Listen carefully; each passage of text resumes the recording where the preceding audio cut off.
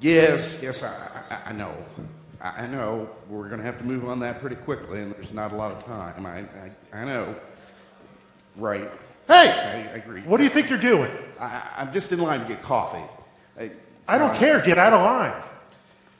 Look, this line is slow, and you're not helping. I really do not care. And get to the back of the line. Look, I'm sorry. There's some idiot yelling at me. I don't know what the problem is. Did he just cut in line? Yeah, he did. Yes. Unfortunately, he won't go to the back. He says he's in a hurry.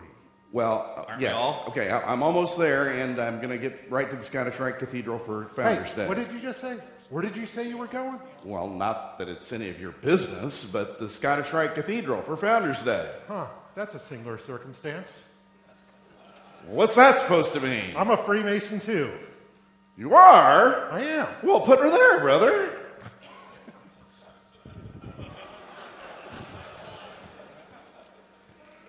Now, isn't that something?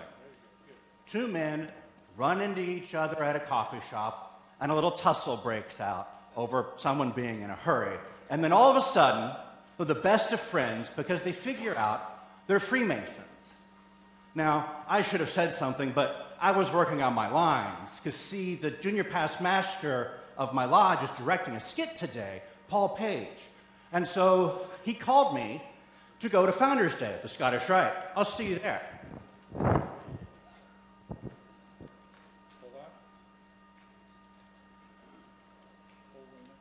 Hey guys, you really need to get to your seats. Can you guys get ready? We got to get this thing started. Yeah, I sure hope things go well today. As Deputy Grand Master, this is on me, and everybody's put a lot of work into this. I still hope it goes well. Well, the guy who writes and directs the skit for Founders Day has been doing it for 14 years. I'm sure he'll get it right. Well, maybe he'll get it right. I still want things to go perfect. Well, you know, Deputy Grand Master, since you are the one that's in charge of this thing, I would recommend that you get back there with the Grand Master and get started. I'll head that way.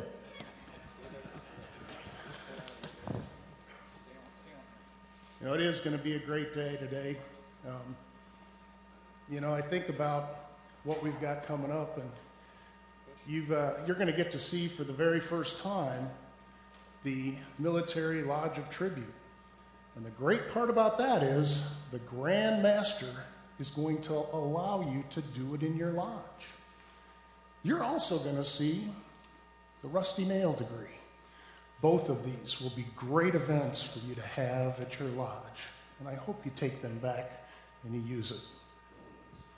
You know, it's incredible to look out here and see all of you and think of what you had to do to get here. You know, it's been a rough couple of years, but you've toiled and persevered. But I wonder what it was like back on January 12th, 1818, when 14 men met at the Schofield house in Madison, Indiana. They had to travel by horse. We came by car. They had to travel through the mud and the sleet and the snow, and we had a little bit of snow today. But God bless you for being here, and God bless them for making our Grand Lodge.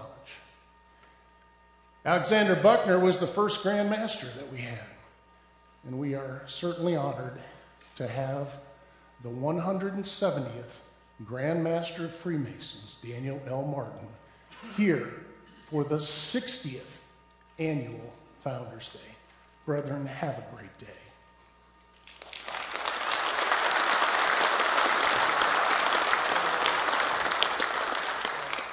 I was in a hurry to get here. I get chills every single time I walk in this place. For 94 years, this place still exists and still shines.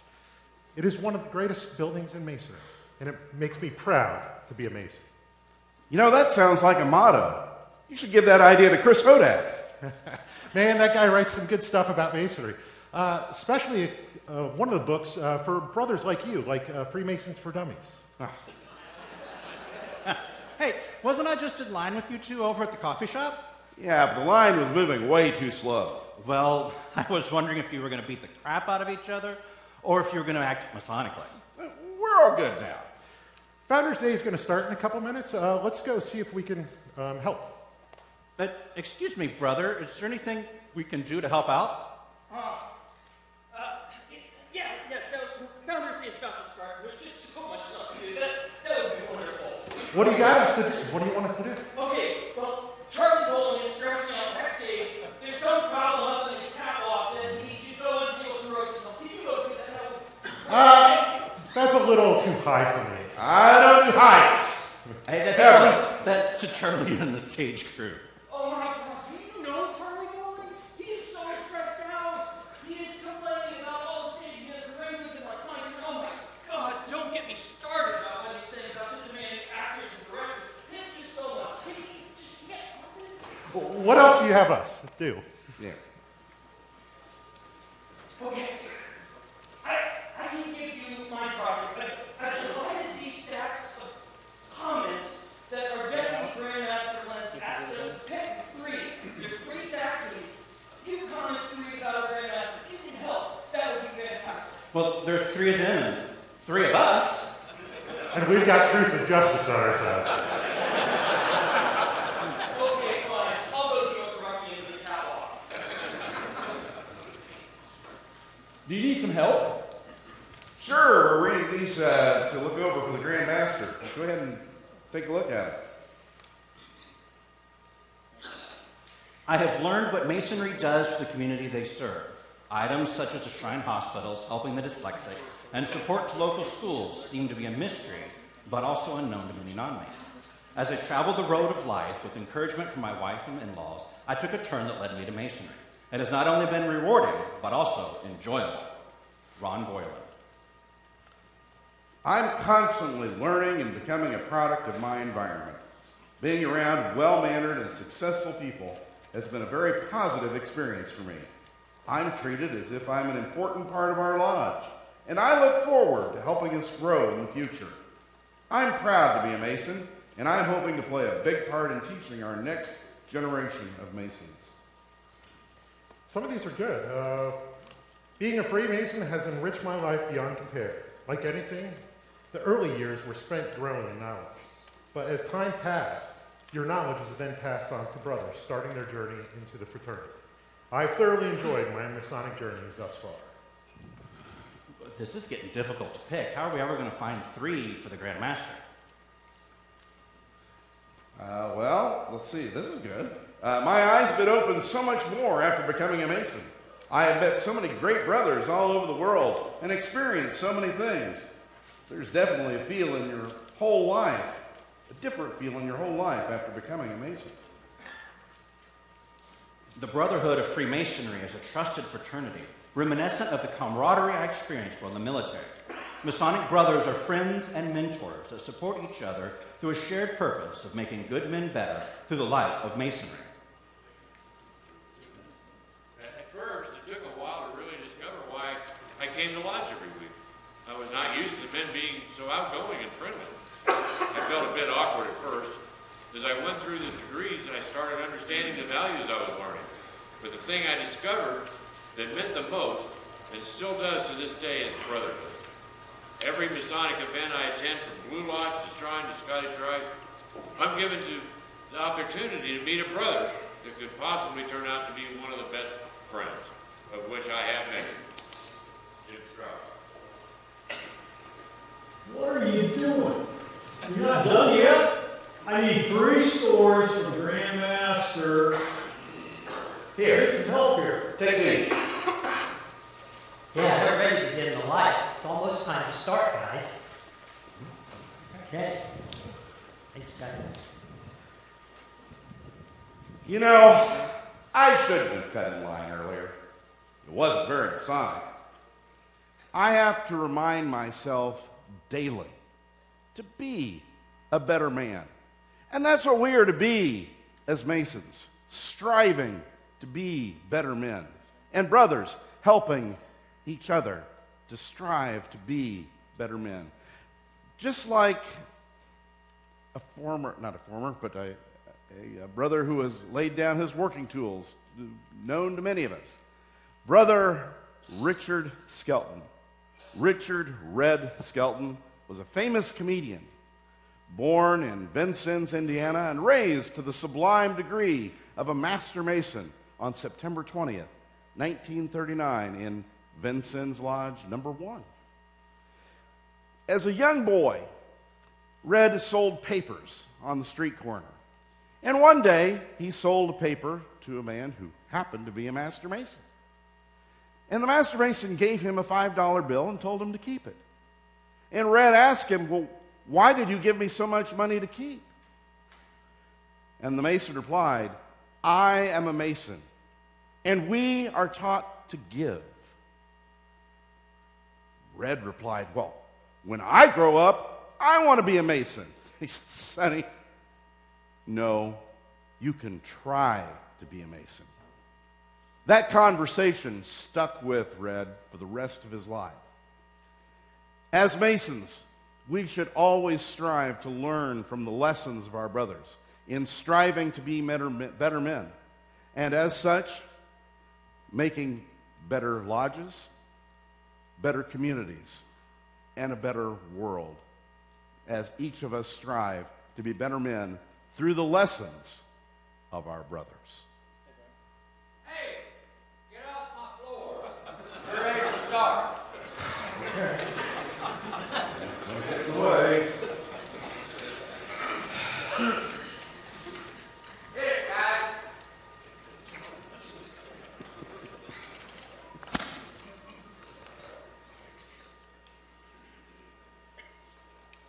Morning, my brothers. How are you this morning? Good to see you. My name is Paul Page. I'm the Master of Ceremonies for today. I have no idea why I get this job, but I'm here.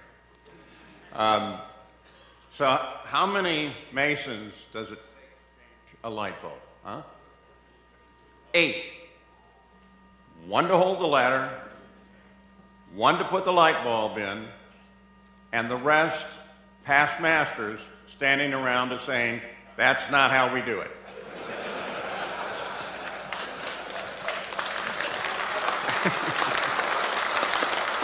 Well, brethren, I would like to introduce you now to our past Grand Masters who will rise. Hold your applause, please, until the end. Ronald K. Smith, 1976 through 1977. Michael D. Brumback, 1994 to 1995. Gail N. Kemp, 2000 to 2001. Roger S. Van Gordon, 2002, 2003. James L. Chesney, 2003 to 2004. Dwayne L. Vaught, 2007 to 2008. Jeffrey P. Zering, 2008 to 2009. George A. Ingalls Jr., 2012 to 2013. Mark A. Janung, 2013 to 2014. William A. Reiners, 2015 to 2016. Rodney A. Mann, 2017 to 2018. And Carl Coleman, 2018 to 2019. Let's give these gentlemen all a hearty welcome.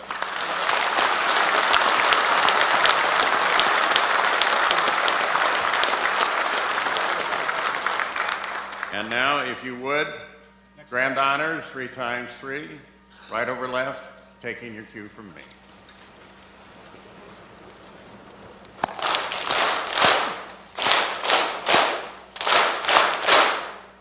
Thank you. You may be seated. Now I would like to introduce to you the people who assist the Grand Master and the Grand Lodge. Worshipful Brother Stephen P. Croman, photographer for the Grand Lodge. Worshipful Brother Andrew C. Stevens, a marketing director. And Worshipful Brother Christopher L. Hodap, the public relations director. Let's give them a hearty welcome.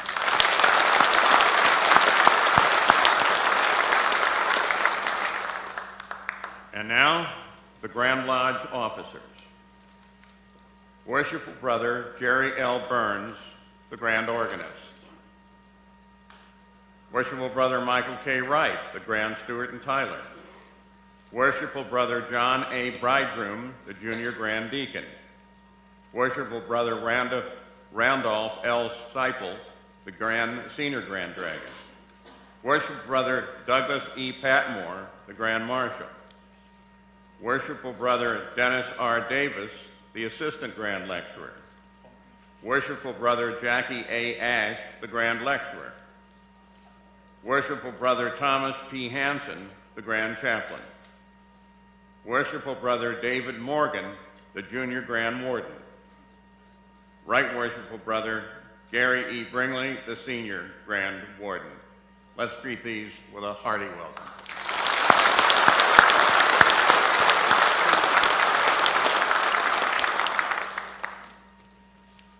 Now I'd like to introduce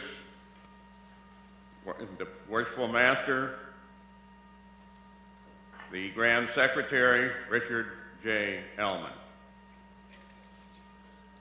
The Most Worshipful Master, Grand Master Kenneth E. Willis, Jr., Past Grand Master, Grand Treasurer. And the Right Worshipful Richard L. Lentz, Deputy Grand Master. Will you please rise again if you're not, and let's give these gentlemen grand honors 3 over 3.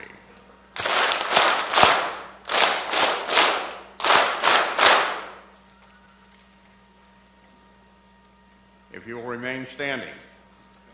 Brethren, I now present to you the 170th Grand Master of the Grand Lodge of Free and Accepted Masons of the State of Indiana, Most Worshipful Brother Daniel L. Martin.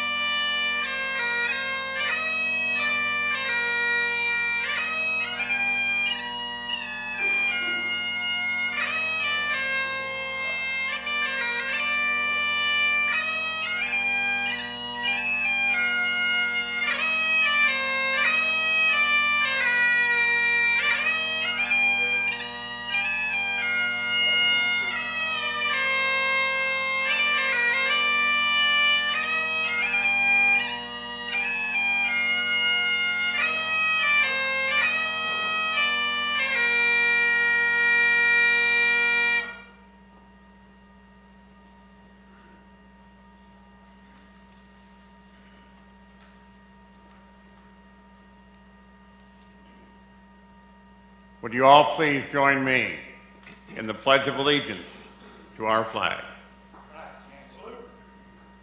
I pledge allegiance to the flag of the United States of America and to the republic for which it stands, one nation, under God, indivisible, with liberty and justice for all.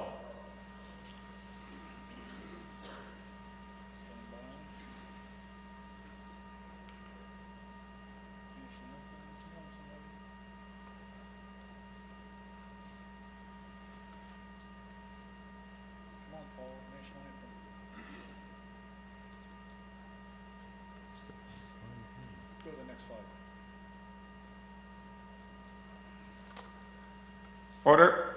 Arms. And now we invite Randy Seipel to come to the stage to join us in the national anthem.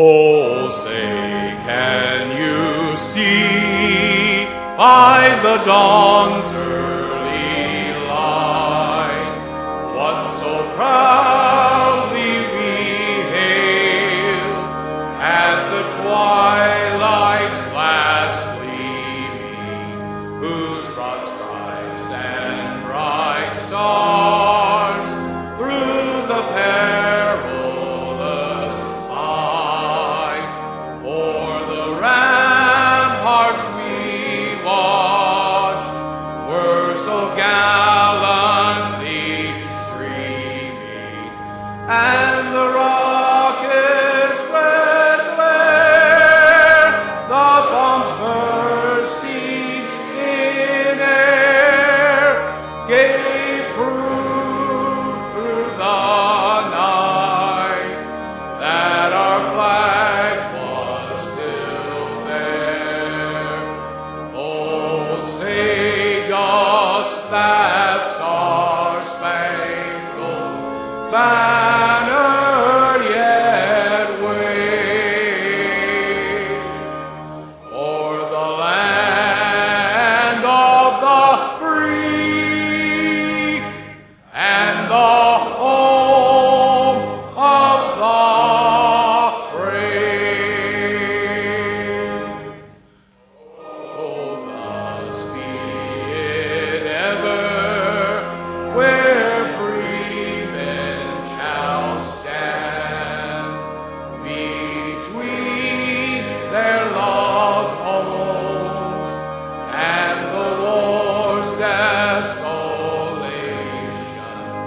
blessed with victory and peace, may the heaven-rescued land praise the power that hath made and preserved us a nation. Then conquer we must when our cause it is just, and this be our motto: in God is our trust. And the star-spangled banner in triumph shall wave o'er the land of the free and the home of the brave.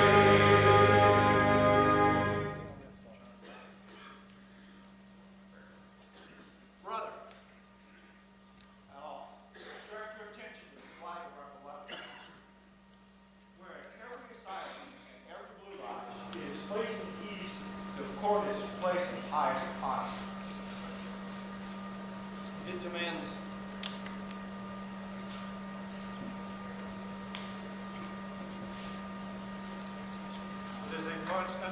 It is a constant admonition to every lover of his country, to every true knight of the cross. It demands unswerving loyalty and wholehearted devotion to the principles of which it is the glorious representative. It is the majestic symbol of freedom under constitutional government. Beneath its protecting folds, liberty, equality, and fraternity have become the heritage of every citizen, while the flags of many nations, while people have found peace and happiness under the poles which it stands.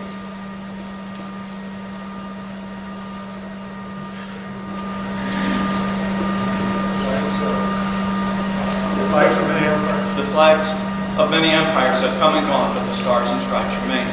Alone of all flags, it expresses the sovereignty of the people which endures when all else passes away. Speaking with their voice, it has the sanctity of revelation. He who lives under it and is loyal to it is loyal to truth and justice. so long as it flies, the government of the people, by the people, and for the people shall not perish. Come here. Post. You guys appreciate it. George. Go back, please. Follow the flag to the left.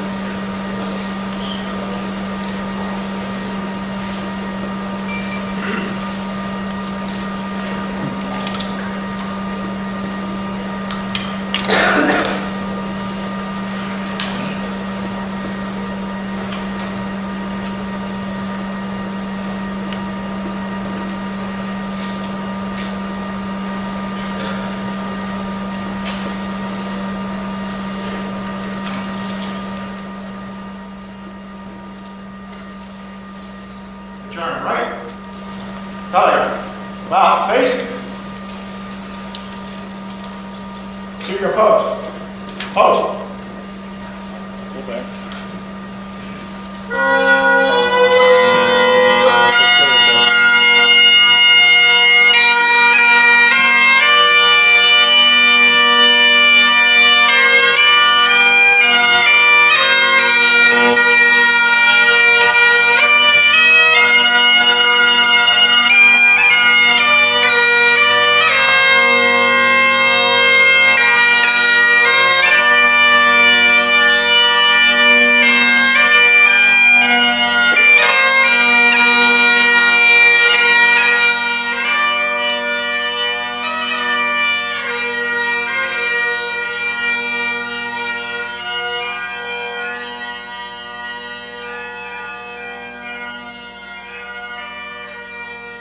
If you would please remain standing, we would like to welcome Thomas Hanson, the Grand Chaplain, for our opening prayer.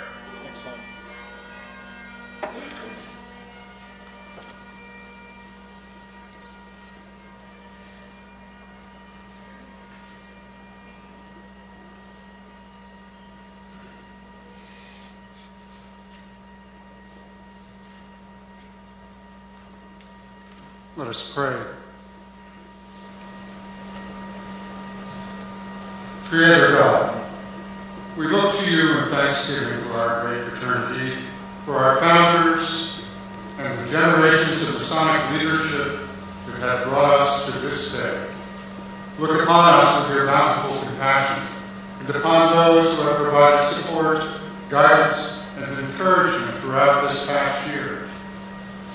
By your most gracious hand, look upon us and bless with wisdom those who follow in their steps.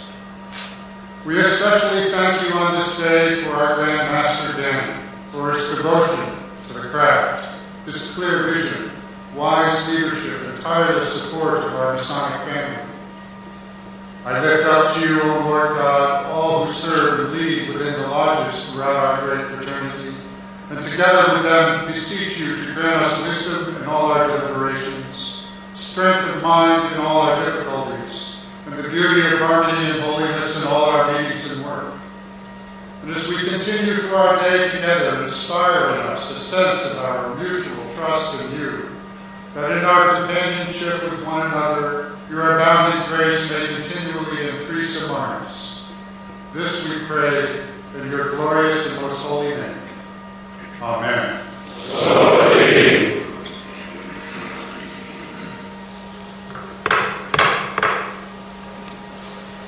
Grandmaster, get ready to begin this official session. Grandmaster?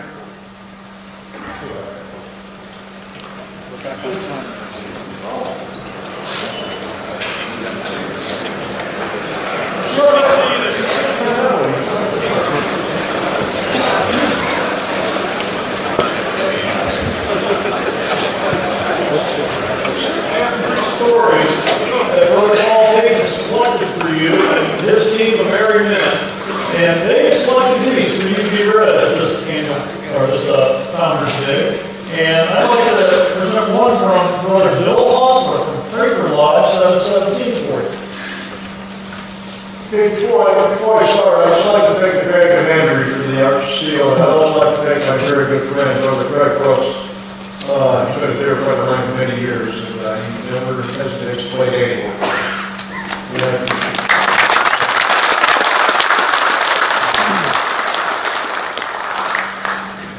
three missionaries taught me the discipline of self-reflection, which laid the foundation for me to become the man I always wanted to be, but never knew how to become in the confidence to try. Here's another one I think you'll like. This is from Brother David Kirshner. During my deployment to Afghanistan, I served with several Masons. Several civilian contractors were also Masons. One of the contractors, upon learning that one of the Filipino workers was also a Mason, would seek him out every morning and check in on him to make sure that he was doing well and being taken care of. I found it amazing that two men with seemingly nothing in common and who had not known each other previously would have that kind of bond. I talked to one of the Masons in my unit who shared his experiences with the fraternity, and when we got back home, I asked him for a petition. Here's another one, Grandmaster, from Mark Usler from New Richmond, 604. Missionary informs my interactions with others. Its teachings provide a good way for me to focus on my own faith and brotherhood and make lives of others better. I hope you find these stories inspiring. I hope everybody finds these stories inspiring about how masonry has influenced a lot of our brothers' lives. Thank you, Grandmaster. Brothers, first I want to welcome and thank all of you for being here today. Of course, you knew it had to snow. We just had to do that today, but it's not too bad. But I think that if you think of what I just read, the overlying message is civility toward one another, and how this fraternity has fostered that civility with one another, not only with one another, but with the community. You know, it's a strange world we live in today. Civility is a short supply. But you know, I look around this room, and you don't have to look any further than the men in this room. You are what Missionary is all about. You are civil to one another and to your community. And I hope, if you take away anything from today, take a step to your lives and tell your members, it's not hard to be kind to one another, to be kind to the community. I'll just share one short story with you. And you're all aware of the devastating tornadoes that went through Kentucky. I called the Grand Master of Kentucky the next day, and I had talked to him. He was obviously devastated. He lost several lodges and several members, and I said, Indiana would step up and help. That next day, we had a stated meeting at the shrine. There were 40 members in attendance, and I said, I'm going to start this off by passing the hat. I left that back at $2,500. The next day, another 5 men put in another $500. So in a short 24-hour period of time, our brothers donated $3,000, and that continues today. But that's the message that needs to be taken away here today. It doesn't take a lot of effort to be nice and be concerned with others. Because the doctor once told me, as bad as your problems are, he said, if you put all your problems in one pile, he said, I promise you, you'll pull yours out every time. Because other people do suffer greatly, and we should be there to extend a helping hand, and to be there for people, not just in the fraternity, but for the community. With that, brothers, I hope you have a good day. It's a good day. It's a lot of land, and you really enjoy it. One thing real quick, before we give him the honors that he needs, can everybody please stand?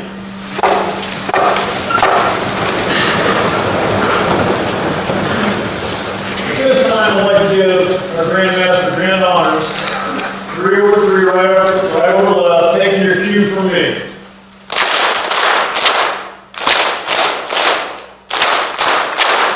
Thank you, brothers. Thank you, brothers.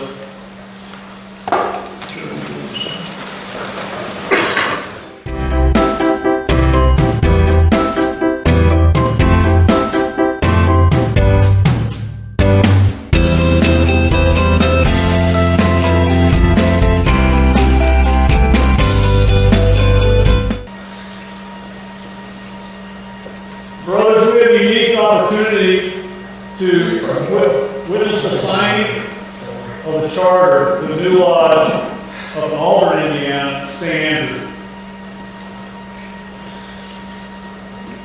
You know, it's always a great thing when you charter a new lodge. Too often than not, too many lodges closed. So it's a great day to charter a new lodge. But I got to tell you, should I have a bunch of pins?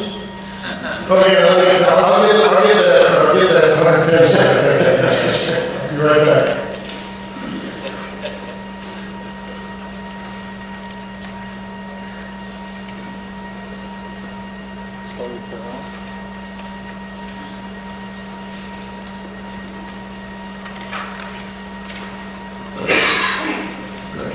Good luck.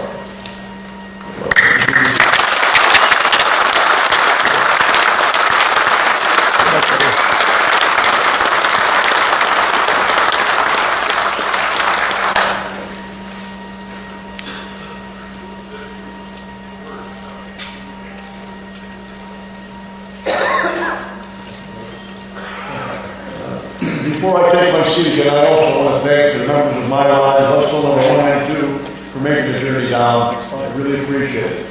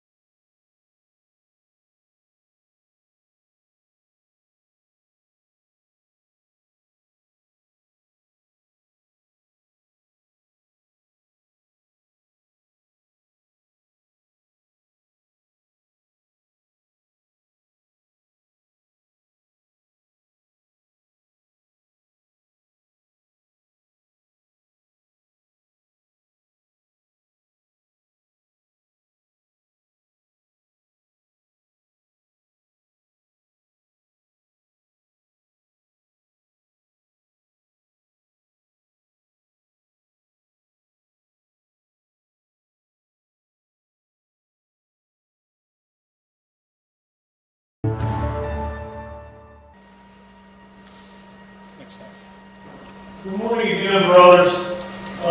We're gathering today under a resurgence of COVID, and everybody, we have reservations about what we should be doing, getting together. But it's really, truly satisfying to see all of you come out today, exercising caution, social distancing, and all the things that we've learned to do to deal with the situations in the world today. But seeing the stories, hearing the stories that you have sent in when we called out for the request for how has Masonry influenced my life, it's inspiring to hear those stories and how Masonry has touched your life and influenced you.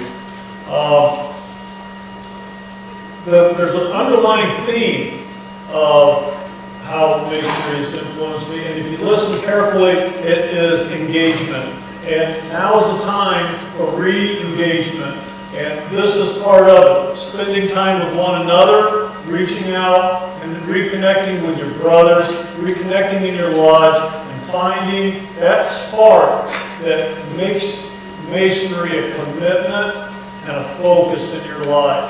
And this is part of it. It's great to see everybody here today. One thing that we need to do a little more of is listen to one another. Listen to your brothers in the lodge. Every lodge has a personality.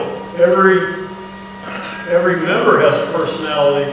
If we don't take the time to listen to all the members in the lodge, we don't really understand what they're looking for in Masonry. How can Masonry fill a portion of their life and make their lives better, like it has for all of us. So the one thing I would ask is that we spend time with, at the very beginning, when we're not even put an application in that man's hand, but we're talking to him. We find out what that guy is really looking for and see if we can provide that for him. Make sure he understands what we're about, and we need to understand what he's about and what he's looking for. And now we're starting with that engagement right out of the gate. So if we start on the right foundation, which we got a great foundation already built for our past Grand Masters and the programs and all the activities that they've already walked through to to make available for us, we can just keep building on that, and we can get that momentum built back up again. So right now, first step, talk a little bit about getting engaged before you get that application into that potential candidate's hands. The next step is going through the investigation process. And the one thing that's happened, we have had at annual communication, we voted on, and it was accepted by all the lodges in the state of Indiana, is the petition verification program and background checks. So at this time, I'd like to introduce our Grand Secretary, Rick Ellman, to explain a little bit more about that, because there seems to be some questions about it. Well, thank you, Deputy Grandmaster. I really appreciate that.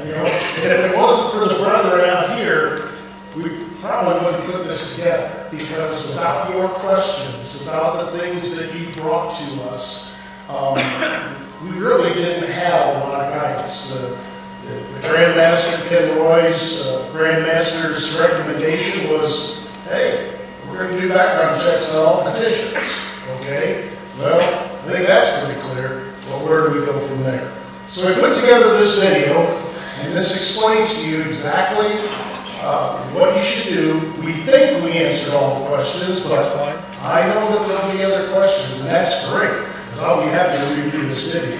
But also I want you to know that we have placed on the website, the verification website, Grand Lodge's website, IndianaFreemasons.com, a tutorial link for the petitioner. As a matter of fact, on Thursday last week, I got an email from a guy who said, how do I do this? We never had to do this back when I went in, but I've got my brother and my dad that want to join. And I said, go to that link, watch that video, to tell you. He wrote me back and he said, thank you very much. It was very informative, and it makes it very easy. So, brethren, the video.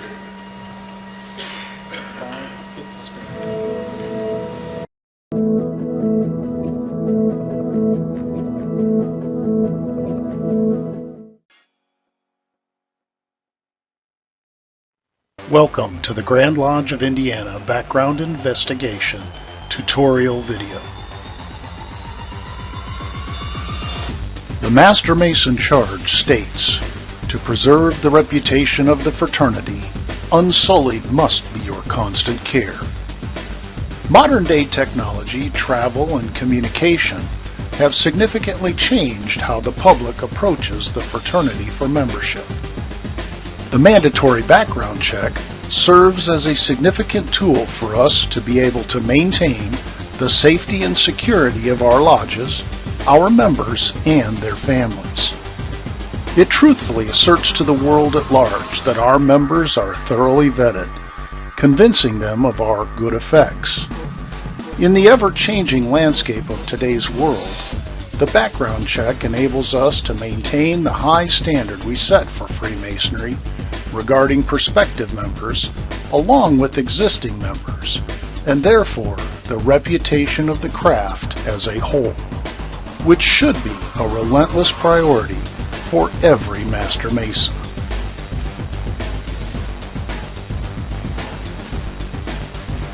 The background checks are performed by BIB.com, Background Investigation Bureau. All petitioners are required to submit to a background investigation. This includes petitions for degrees, petitions to transfer, petitions to affiliate by demit, and petitions for plural membership, to name a few. The petition cannot be voted on without a background investigation. The petition can be received and the investigating committee assigned prior to receiving the background investigation report. The investigating committee is required to review the background check prior to submitting their report and delivering their recommendation to the lodge. The following items are necessary for a successful background investigation to occur. The petitioner must have a valid name, address, and social security number. The petitioner must have the correct name of the lodge, not the city, although the lodge name may be the same as the city in some cases. The lodge secretary should provide the correct name of the lodge for the purpose of the background check application.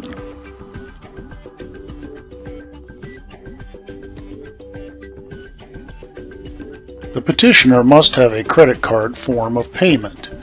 The petitioner should complete the process in its entirety without pausing and coming back at a later time or day. This will avoid duplicate entries and the system needing to be cleared and reset. Access to LAN-based internet connection is a must. An error may occur when using a cell phone or tablet due to security protocols. History and cookies should be cleared before beginning the process. You should navigate to IndianaFreemasons.com, the Grand Lodge website. You will next navigate to the bottom of the page and click on Verification.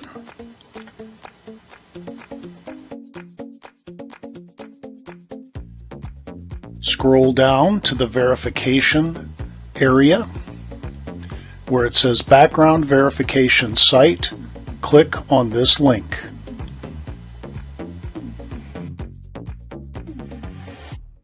You will next come to the landing page and click Apply Now.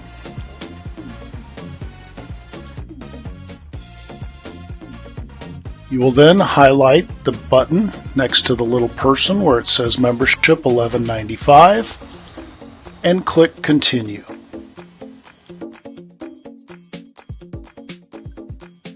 You will now put in your information, first, middle, and last name, date of birth, click I agree, and continue.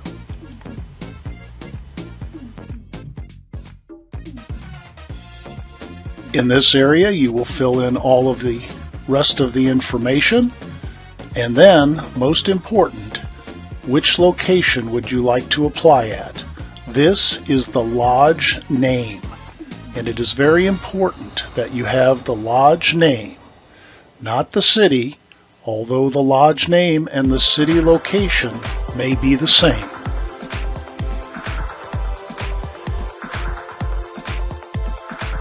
Such as Indianapolis 669, which is in Mooresville,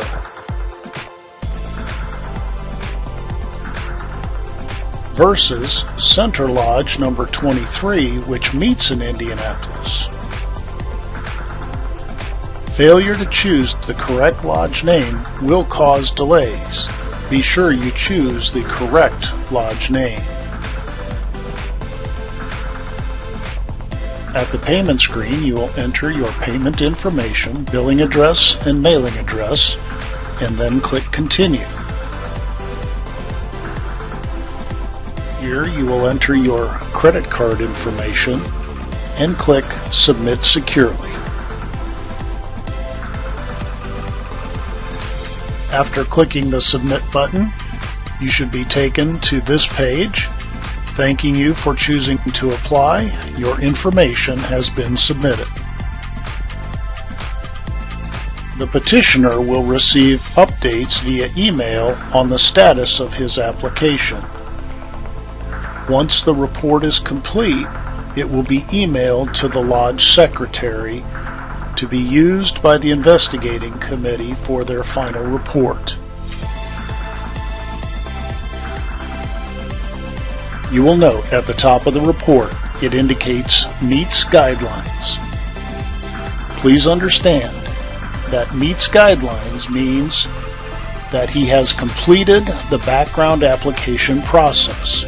It has nothing to do with the lodge guidelines or standards for admission or voting.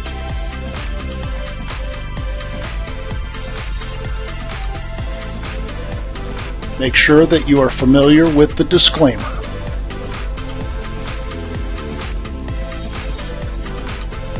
Remember, a petition can be received and an investigating committee assigned without a background check. A petition can be received, read, and an investigating committee assigned at a stated or called meeting without a background check. A petition can only be voted on when the background check is complete and reviewed by the investigating committee. 21 days must have passed since the receiving and the reading of the petition, and it can only be voted on at a stated meeting.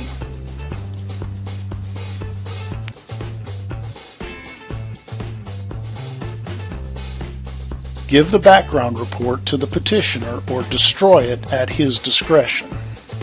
Do not keep any copies of the background or investigation report. Do not contact the Grand Lodge office unless 5 to 7 business days have passed since the application to BIB has been submitted. The Grand Lodge office staff will send the report to the Lodge Secretary via email. Any and all petitions cannot be voted on without a background check, and the background check being reviewed by the investigating committee prior to reporting. Remember, help your petitioner get the background check done. A welcome letter with the lodge name and the procedure is very helpful. A business card with that required information can also be helpful. The lodge name. Do not include lodge, number, or city. Here are some examples. Indianapolis 669 is in Mooresville. The name of this lodge is Indianapolis. Center Lodge 23 in Indianapolis. The name of this lodge is Center. Terre Haute Lodge 19 in Terre Haute. The name is Terre Haute. Social Lodge 86 in Terre Haute is Social.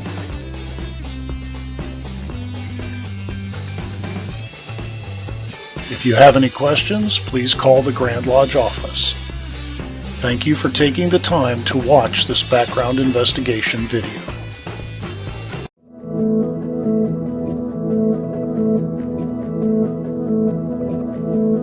At least most of the questions. And if you have any other ones, please feel free to give us a call, send me an email.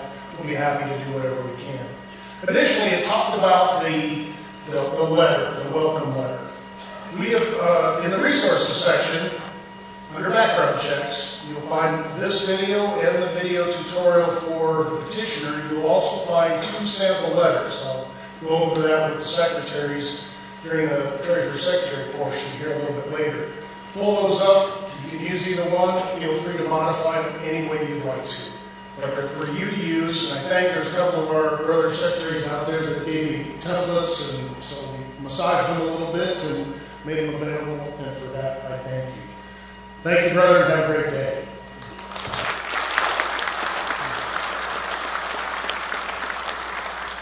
Thank you, Brother Grand Secretary. Again, I hope this shows that you have asked questions about the background check process, and we as a team have been trying to respond to the questions and providing the tools that hopefully make this a little bit easier and answer some questions. With that, we talk about engagement and some of the tools that we have in the Grand Lodge that have been developed for each and every one of us. We're not saying that everyone is perfect for everybody, but there's a whole toolbox of these different items for you to use. And one of those is the Grand Master's Award. And it's a perfect tool for going through a checklist to see, not necessarily if you're doing things right, but it's a good check on, am I doing all the secretarial duties correctly? Am I participating in community events like I should that would help with your visibility? Am I doing things to help our members grow? It has a whole variety of pages that have tailored questions. If you use that tool as measuring what your lodge is doing, that might give you a few more suggestions on ideas that you can do to become a more engaged lodge. The other is, we talked earlier about talking to a potential candidate. Now we talk about background checks, but what about that rookie? What about that newly raised Master Mason that's going through the process, trying to learn what he can do to participate fully in Masonry, and that's the Rookie Award. Another template of all the different things that you can do as a Mason, all the things that we already know, but sometimes we don't share like we should. So they're good templates, they're good tools for you to use to engage that new member. Because you get a new member engaged at the beginning, chances are he's going to keep coming back, and you're not going to lose him. He's going to keep coming back to the lodge, and he's going to stay involved. Another tool that we're using right now is something we're going to be, well, actually we're releasing. And I'd like to introduce Andrew Stevens with PR Marketing here. And he came to me with this idea, and it was kind of funny. Quick story. He came to me with this idea. We were at a rededication. We sat in the lobby of the hotel. We hammered this thing out, talking about it. I love it.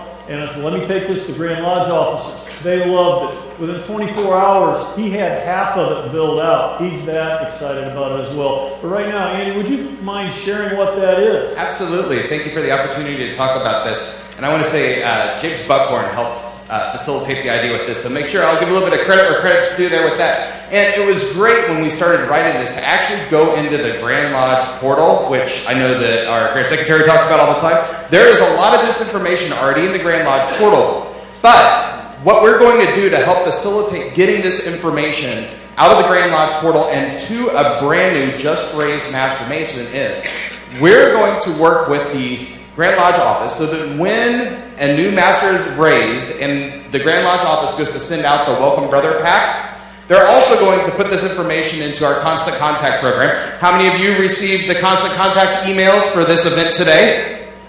Good. So they're going to go directly into that system. They're going to start getting those emails just like you received, but they're also going to receive these drip campaign emails. And a drip campaign are these emails that you get that are kind of serialized out over a period of time. These emails are going to help introduce the brother into the fraternity. Not that you're not doing that in your lodge already. There's just a lot going on when a brother gets raised.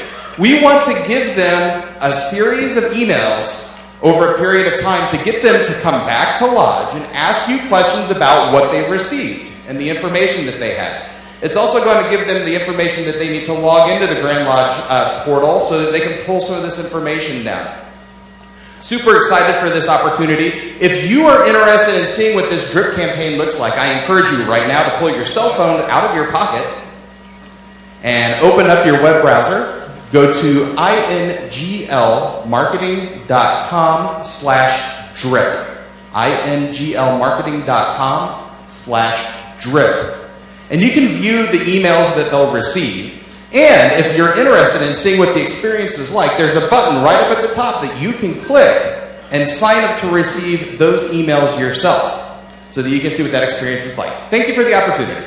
Well, I think right now, thank you, Andy, but we have a video show. Absolutely. That explains this a little bit further. So, please enjoy. 2.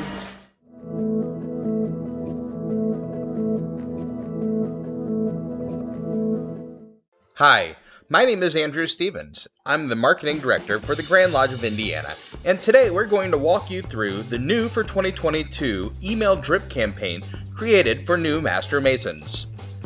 Before we get to the why, we wanted to talk about the what. What is an email drip campaign? Simply put, an email drip campaign is a series of automated emails that are sent to an individual after their email address and other pertinent information is loaded into an email management tool such as Constant Contact. Many email drip campaigns share one or more common attributes. This can be education, brand awareness, re-engagement, or promotional. In reviewing the example on the right, the campaign starts with a trigger action. This is the purple box. For this example, this trigger is an individual going to a website and subscribing to the account. Immediately, the email marketing tool sends this individual a welcome email.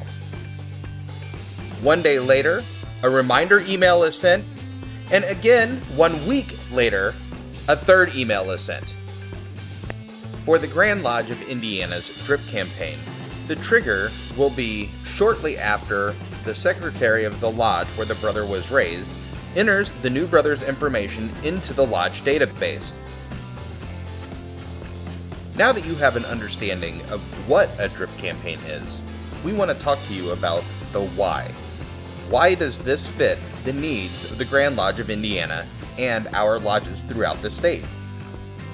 Firstly, we want to quickly congratulate the new brother on being raised to the sublime degree of a Master Mason, and begin to give him the information that he's going to need to look through the Indiana Grand Lodge portal for more information on Freemasonry and how Freemasonry is executed within the state of Indiana. It is not the goal of this campaign to remove the lodge as the source of information from the brother. We just want the brother to have more information and more opportunities to find questions on his own and bring those back to the lodge for more enlightenment. This is one of the reasons we are strongly encouraging anyone involved with Freemasonry inside of the state of Indiana to visit inglmarketing.com/drip to learn more about this program and view the emails that will be sent to these newly raised brothers. After the email campaign is triggered, an introduction email will be sent. In this email, there will be a brief message from the Grand Master along with the individual's login information to the Grand Lodge member portal. Following this, about every 2 to 4 days, will be messages about Compass Park, the Indiana Masonic Home Foundation, Masonic etiquette, there'll be 3 of those messages, types of Masonic meetings, information on Masonic relief, Masonic awards, traveling and degree work, Lodge parliamentary procedures, also a series of 3 messages, information on scholarship programs, including Masonic youth groups, information on ladies groups, information on Masonic singing and odes, general information on attire. This does not include dress codes. Those are set at the lodge level, if any. Information on table lodges and festive boards, information about Freemasonry and religion, and finally, information on plural memberships, lodges under dispensation, and appendant bodies. A brief point on appendant bodies. In order to make sure that we were fair to every appendant body, we did not list any specific appendant bodies nor their links, because of the number of appendant bodies active inside of the state of Indiana. We felt this would be the most fair way of handling this, although we do reference that there are appendant bodies within the fraternity. As we begin to close this section of the presentation, I would like to re-encourage everyone listening to visit inglmarketing.com/drip to both sign up to receive the messages yourself and view PDF versions of the entire series. As you are reviewing the messages, if you see any additions or corrections that you feel need to be made to the campaign, please either reply back to the email that the message came from or reach out to me at andy@miarashriners.com. Thank you again for your time, and I look forward to hopefully sharing positive outcomes from this campaign in the near future.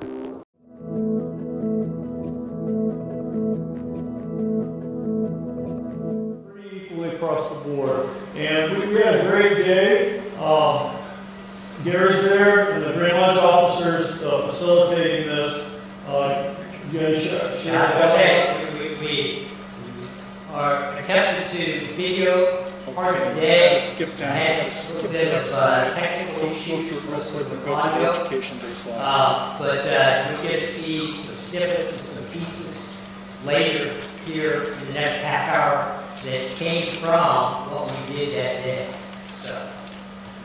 And that's the idea. So now what we're doing is we're working on Education Day 2022.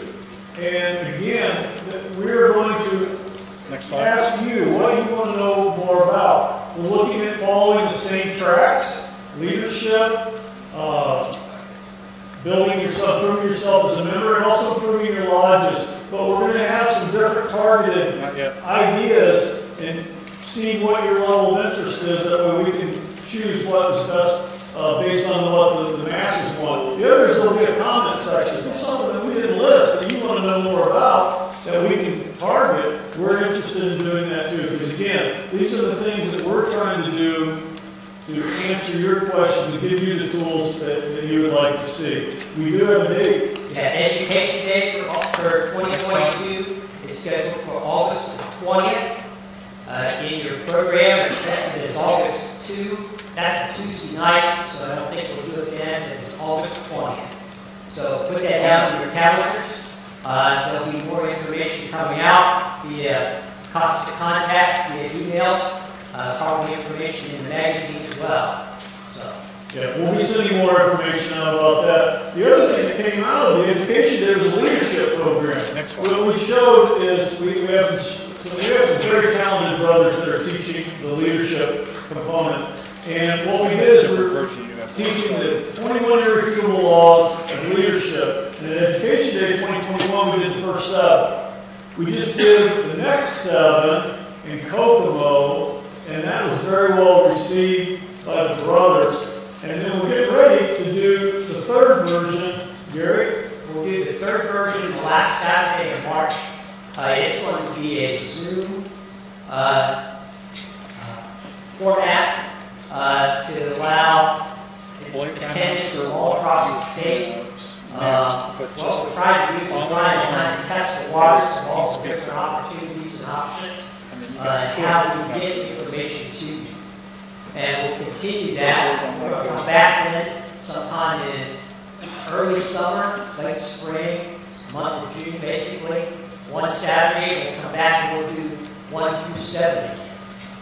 With the idea that when we have Education Day in August, we'll do 8 through 14 there. The goal is to be able to get all 21 laws recorded at some point in time, and then make them available either on the Grand Lodge portal or on the Grand Lodge YouTube page.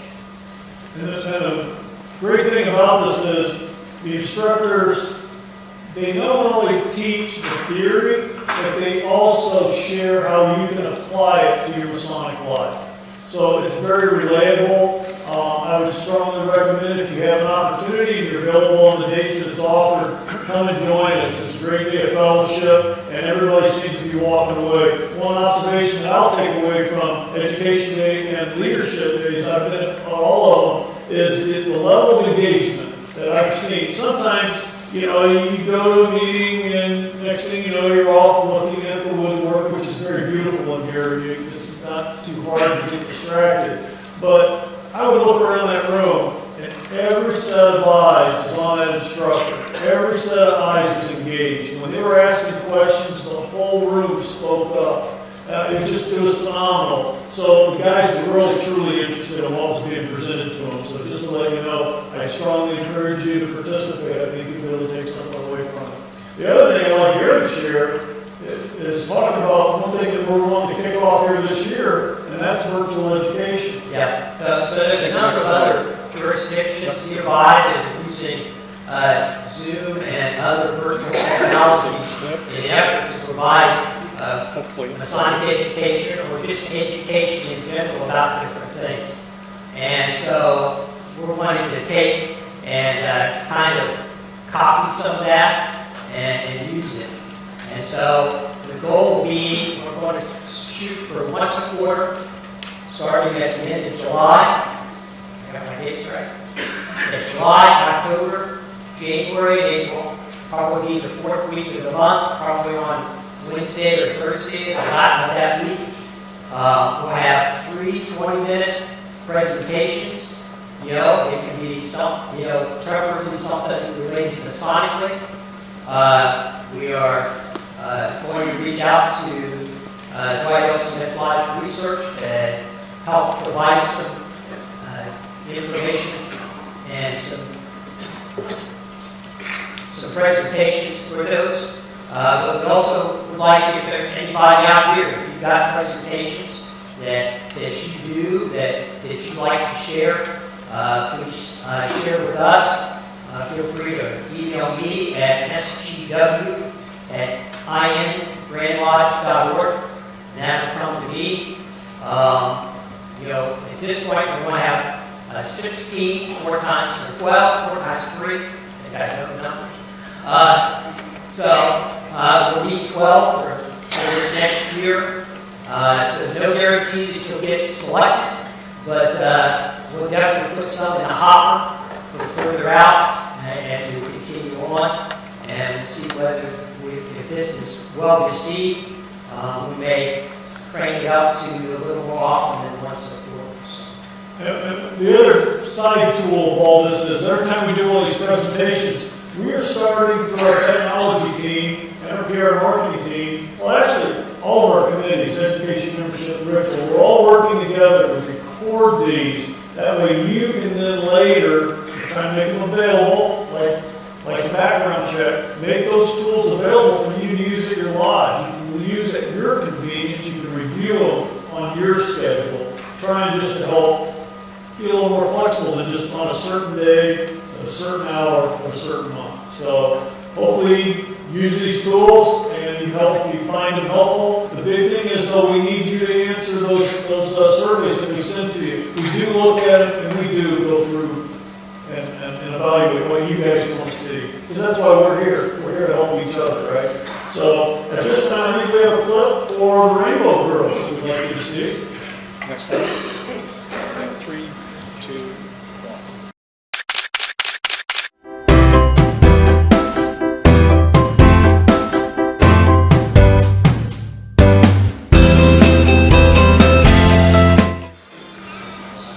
I'd like to hand it off to David Morgan now. He's going to talk to you about Schofield House. Thank you, David. And we're supposed to have a video on that as well. Well, I think it's shown, so we just need to know when it's happening. Yeah. No, I understand. Thank you, guys. You know, Brother Rick started out by saying, this is Founders Day, and it's meant to be a celebration.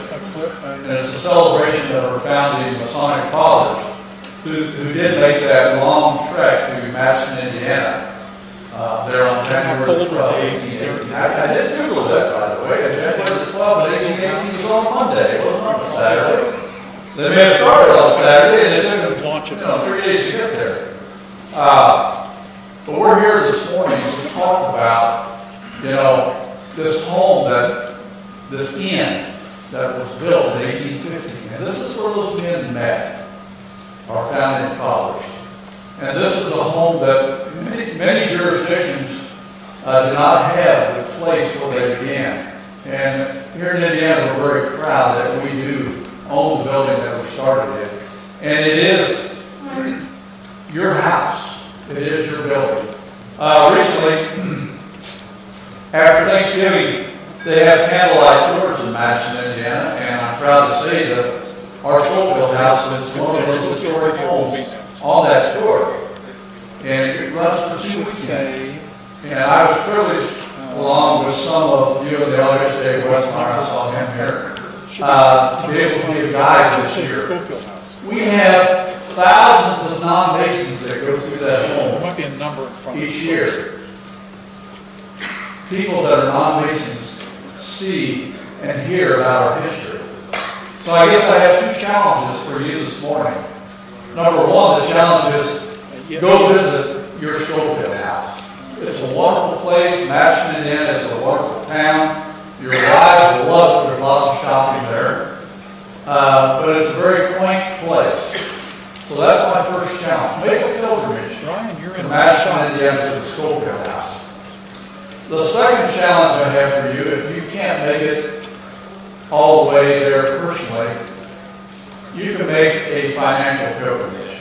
You can become a member of the Schofield House, Schofield 1818 UD. It is your opportunity to become a member of Schofield to help preserve that heritage that we find so important to all of us. So again, those are 2 challenges I will make. There is supposed to be a video, so we'll find out if it actually shows here. It's just online.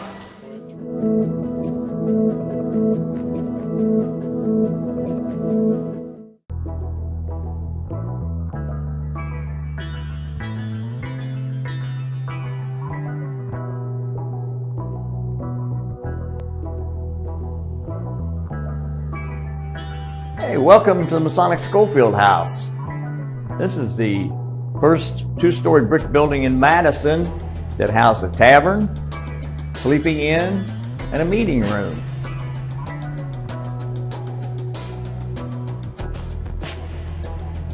The significance of the building is that in 1818, 14 Masons came here met upstairs in the meeting room for 3 days and formed the Grand Masonic Lodge of Indiana. And you'll notice here, back in the day, these fireplaces are shallow because of the Adams Brothers design that let the fire hit off the back wall and therefore heat the room up quickly. You say, well, the tavern looks small. Yes, but back then you may have one traveler in here, you may have 2 or 5, but no more.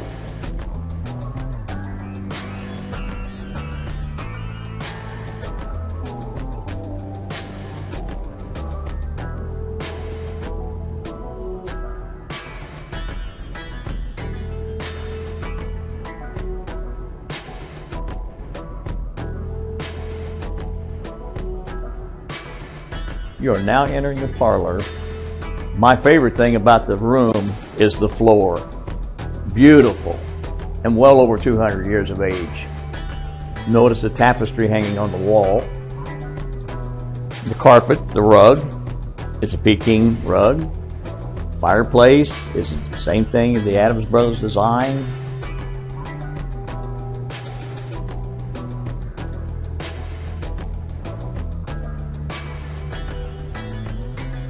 The original house was composed of the tavern and the parlor, which was a bedroom.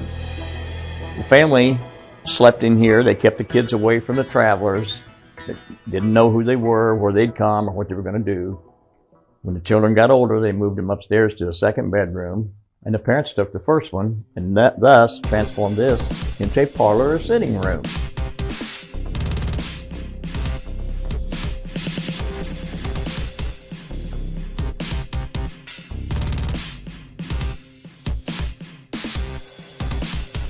The painting is an original by C.S. Townsend. The sword is Joseph Schofield's Knights of Pythias sword.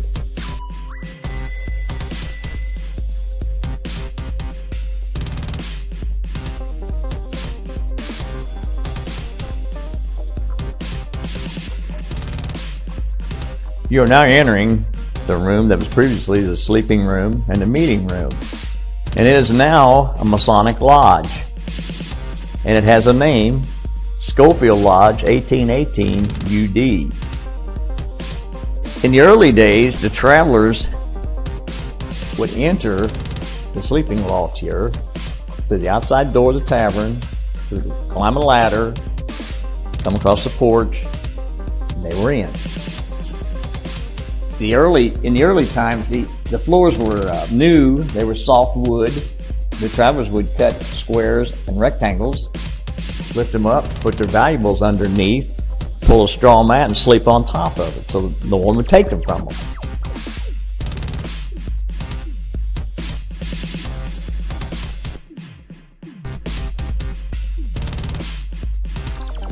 This is now set up as a Masonic Lodge, and it is to be used by any Masonic Lodge in the state of Indiana to come here, confer a degree, have a meeting, or just come and visit.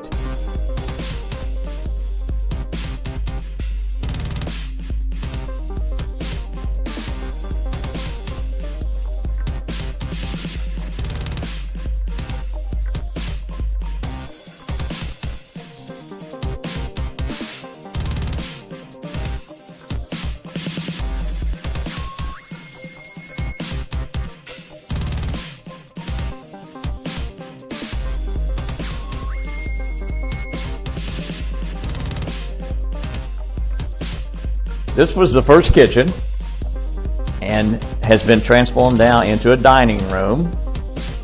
On the wall over here is a painting by Darrell Beach called The Beginning.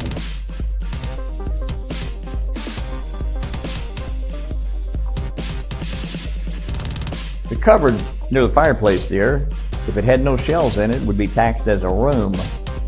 Taxman figured someone could sit in the bottom of it and sleep.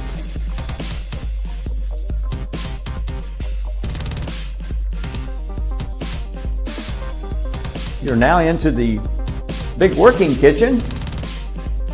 Over here you might see the original piece from the house was a table. Notice the fireplace. It's a 2-flue fireplace. You have a high heat, medium heat. You can rake the coals over for baking. And as in the other room, there's also a cupboard near the fireplace. And this too, even though small, would be taxed as a room with no shelves around it.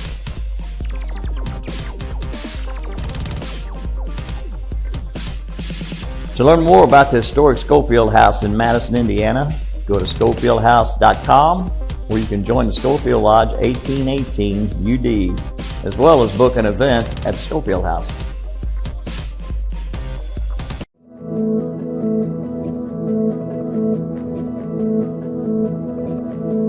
Before the video, number one, make a pilgrimage if you can, physically to the Schofield House. Number two, if you can make a financial pilgrimage and become a member, please do that. Okay, we're going to change it up just a little bit right now. The next video has to do with mentoring, and it has to do, on our Masonic journey, many of us find ourselves being mentored or becoming a mentor. And it just reminds each of us that as Freemasons, this masonry journey is not a destination. It is exactly a journey. And so as we endeavor to move forward, there's always something new to learn. Whether you've been a Master Mason 6 months or 60 years, there's always something new to learn. And so in this next clip, it shows us perhaps there are some ways, some places we can find additional information. Because you know that if you're going on a journey, you need a map. Today we use GPS. I don't use the map anymore. So this next video will assist in your journey in Freemasonry.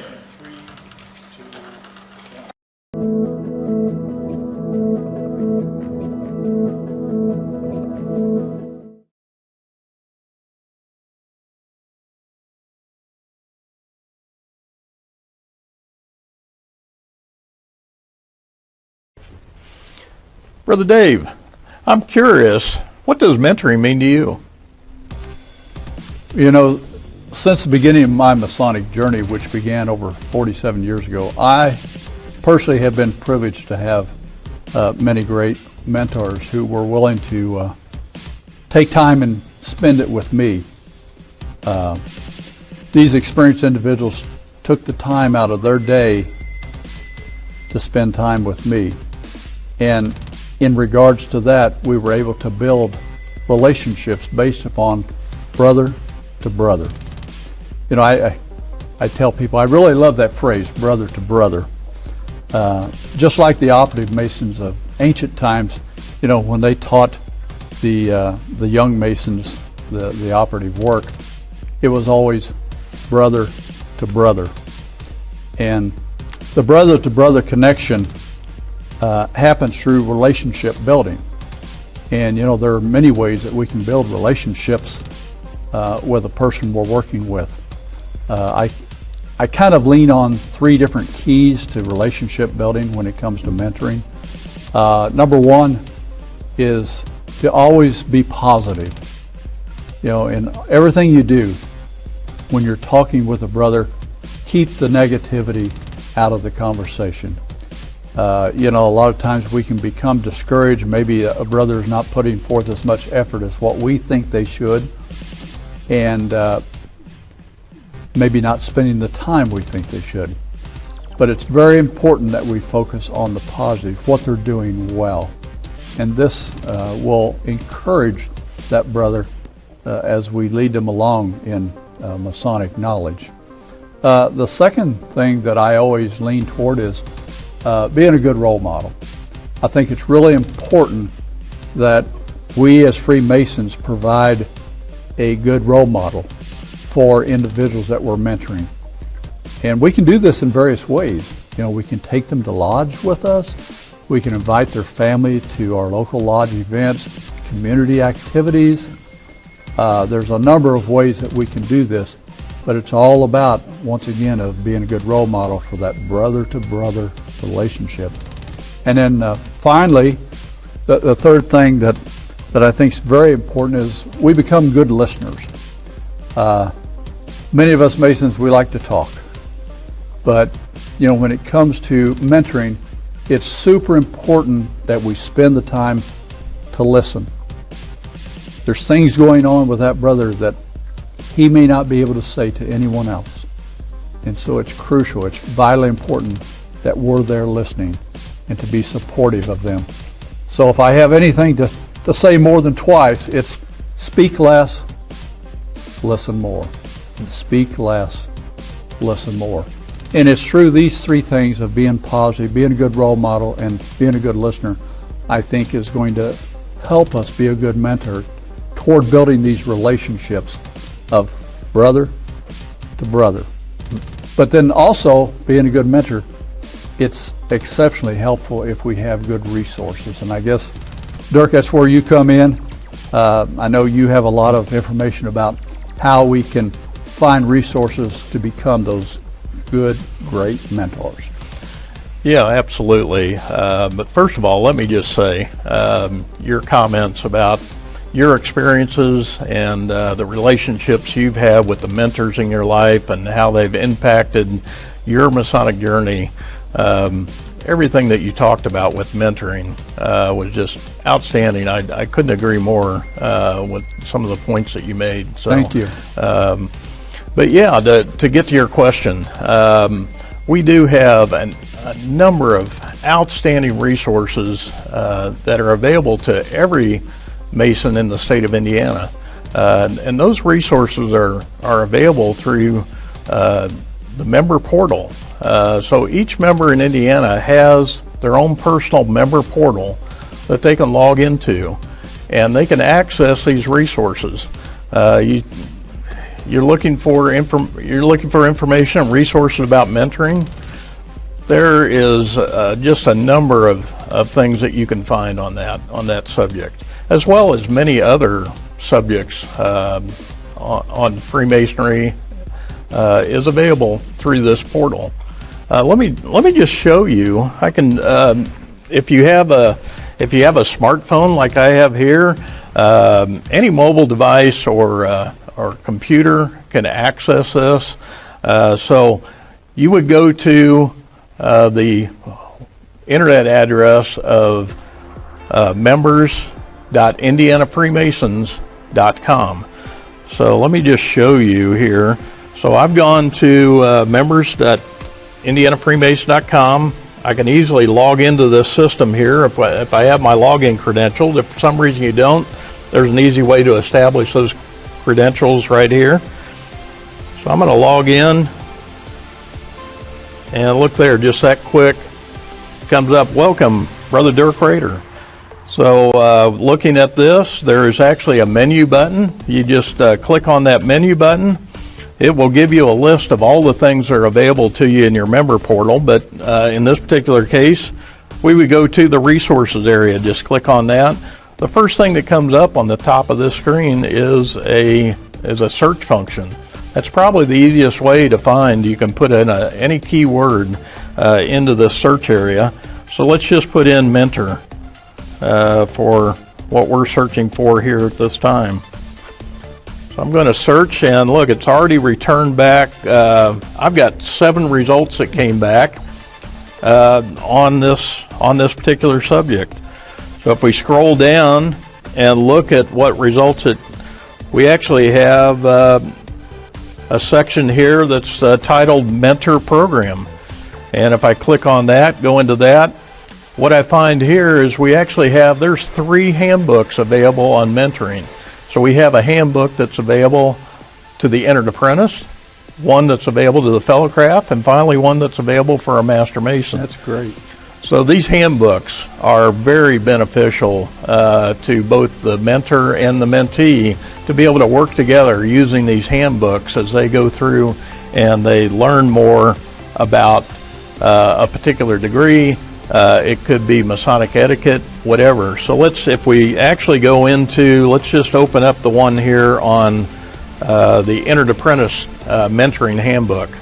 So if I look at the table of contents that comes up first here, we've got a general introduction category. We have a category that's on the entered apprentice degree, goes through all the particular things that you may have experienced going through the entered apprentice degree. And then there's a section on Masonic decorum. So in the general information area, there's actually an overview of what this manual is all about. So if we look at what that has to say, this will give us an idea of how you can use this to benefit you and the mentor. So right here it says, I would like to welcome you as you begin your journey in Freemasonry. This guide has been developed for you to assist you in what we hope will be a lifelong adventure. This guide is not designed to take the place of your lodge mentor, but assist him and enhance your pursuit of light and masonry. And there's a number of other things here that is contained in this particular handbook. It has a section on the definition of Freemasonry. You know, what is Freemasonry? If we scroll down here, we have what is the purpose of Freemasonry, the origin of Freemasonry. It has the history of Freemasonry. And then if you go on down into the entered apprentice degree section, it gives you the details of what you experienced when you went through the entered apprentice degree. The information here is just outstanding to help that new brother learn more about what he's experienced and to help him along on his Masonic journey. Wow, that's great. The other document that resource document that I wanted to make you aware of too is called the Traveler's Journey. It is also available in this resource area. If you go into the Traveler's Journey, you will find various information throughout that document on mentoring as well.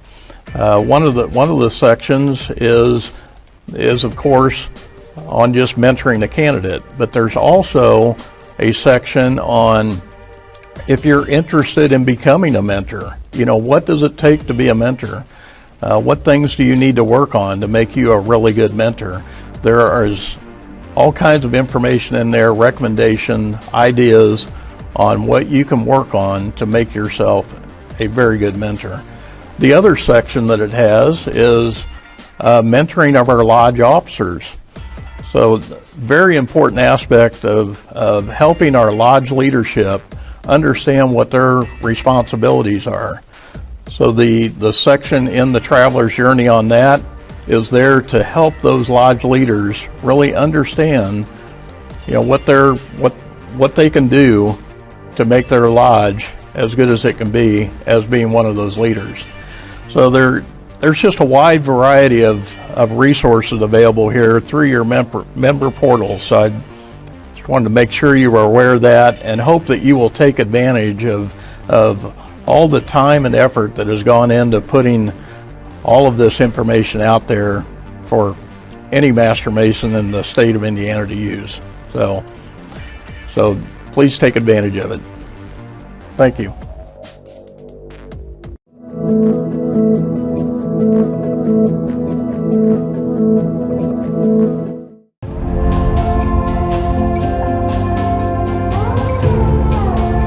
Hi, this is Cameron Biggs from Warsaw Lodge number 73, your 2021 Indiana Masonic Home Foundation Ambassador of the Year.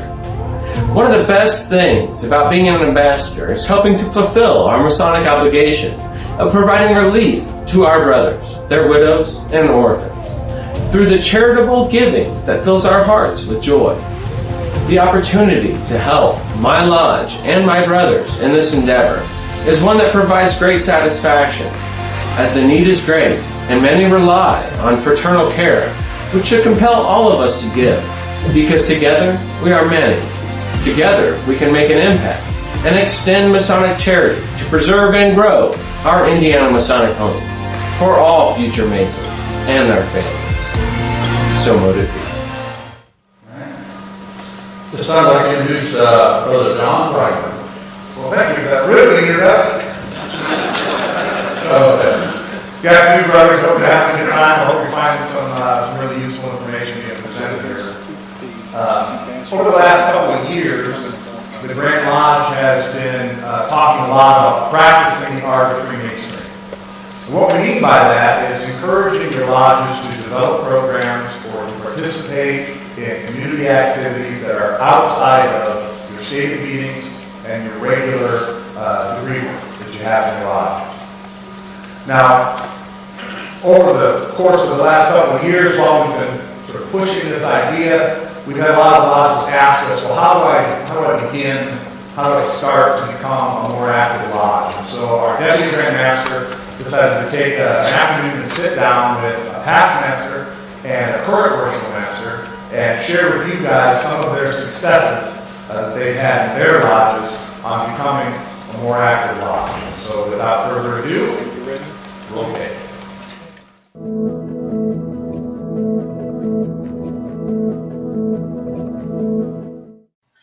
Greetings, brothers. We're here today at Peru, Miami, Lodge number 67. And we'd like to talk to you about how to become a more active lodge.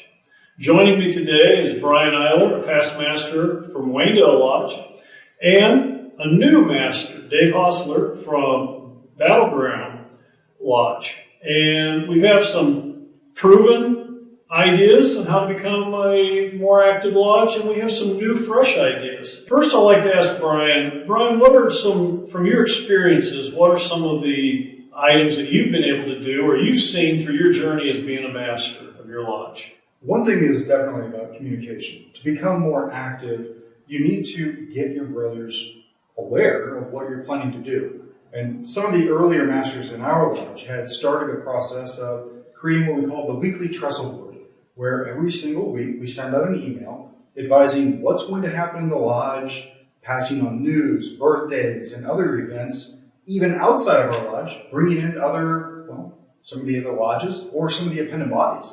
We found that it really made it possible for the brothers to get a sense for what's happening, not just within our bodies, but also within the others. Like, for example, we know that some lodges, and some of you who are watching this, your lodge is already pretty active. So what's in it for you? It's actually maybe help some of the lodges. Some of the lodges that don't have enough members that regularly meet, you can start to help them by hosting events at their facility for them, basically kind of jump-starting the process, getting them more interested in it. And that can actually help bring your membership together because you have more brothers actively working. So, for example, our lodge also, historically, prior to COVID, we had a monthly breakfast. It was guaranteed. Everybody knew exactly when to show up for this breakfast. Then COVID hit. It made it really difficult. I myself came through becoming a Mason because of that breakfast. And now, even as I was the master of the lodge, we just couldn't hold it. And it was hard to get things jump-started. Not because of people wanting to come and visit, but getting the help in the kitchen and setting everything up. So the brothers met, and we decided that maybe breakfast was a challenge, but lunch and dinner, maybe there are some other brothers that could attend to those. So the current masters plan to make sure that we're doing a breakfast, a lunch, and a dinner at different points in the quarter so that we at least have 4 of each throughout the year. And other opportunities that extend out and beyond this, like the playing cards night or game night, or even as we had last year, making a barbecue out in the main parking lot of the lodge. Brian, those are some great ideas, and I know that I've been privileged enough to join for some of those functions at your lodge, and they have been great events. Dave, I know that from listening to some of your stories, too, of activities down in the Battleground area and all around this area down here, you guys have done some pretty remarkable things, too. Could you mind sharing some of those? Yeah, so first I would echo that communication is the most important thing that can possibly happen to become a more active lodge. You have to be able to communicate with the craft in order to have people show up. It's a pretty simple mathematical equation. But in this day and age, a lodge that is not on social media, that does not have email chains going, that is not utilizing technology to the fullest, will soon find that it is not able to have a room full of brothers. Because these days, a lot of people rely on digital communication. Now, that's not to say that a phone call and a letter is still not one of the best ways to communicate with your members. It's advertising. It's totally advertising. So one of the things that we do locally is we have a education night. The next week, we have degree practice, and that's every single Monday. We don't skip, because you find that if you start skipping, you will quickly go, well, I don't need to be there. I can be watching Netflix at home. I can do anything else. But if you want an active lodge, you have a set schedule, and you constantly endeavor to hit that schedule. Predictability. Predictability is a huge thing. And with Masons, we know predictability is the thing that matters. That's the truth. We ran into that with the breakfast. And once we stopped holding them, now getting people back in the mood it's hard. It's more work than starting from scratch. Well, and it takes so long to build that momentum too. You can have a breakfast, for example, and just have one function, but it takes several repeated events before you start to build that everybody knows that, hey, I can count on this happening and I'm going to show up. Yeah, one of the other things that we do is we host Masonic education events, right? What we do, and again, this goes back to communication. You have to be able to communicate with the crowd in order to get people there, is we will bring in the speaker. And it can either be at lodge, if it's titled, or if it's a non-titled event, we will do the speaking and the education at the restaurant. So what we do is we rent out a restaurant, a room in a restaurant, and we'll get 30 or 40 brothers there. And what that does, at the end of the night, they're fed with food, they're fed with education, and they leave there inspired to practice the art of Freemasonry, right? So that's become a huge thing. Brothers look forward to getting to show up to these events because they know they're going to get something out of it. So one of the things that we do locally is we've started an activities committee. And last year, we went to baseball games. We went kayaking and canoeing. We just got out, right? We've been locked inside, with COVID. We had been locked inside, and we decided, let's get out.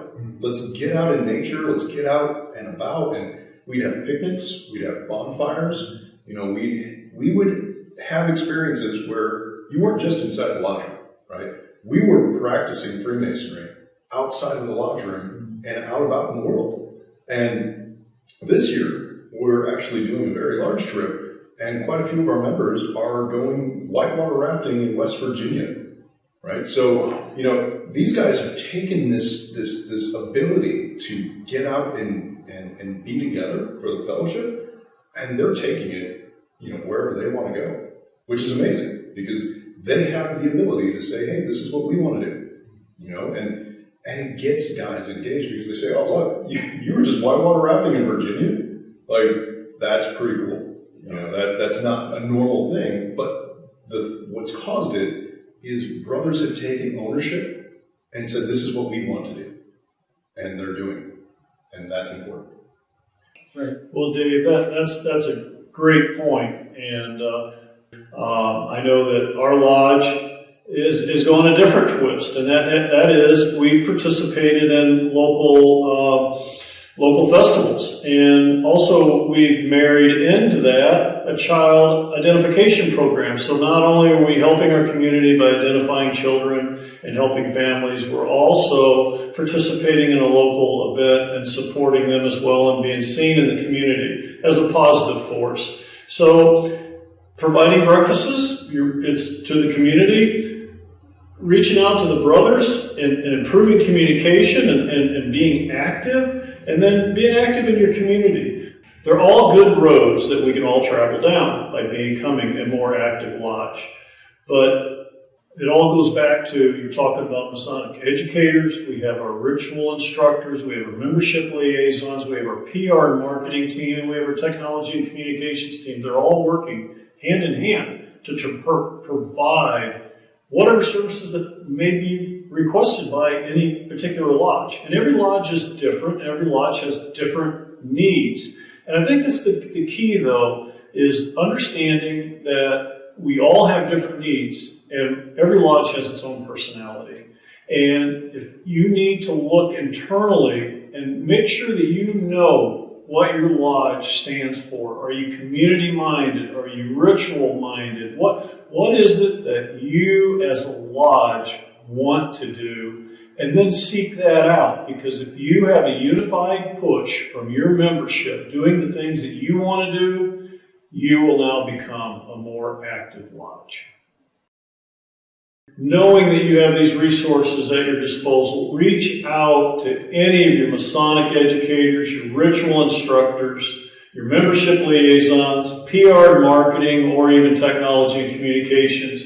They are here to help you achieve whatever goals you set for yourself and for your lodge. Thank you.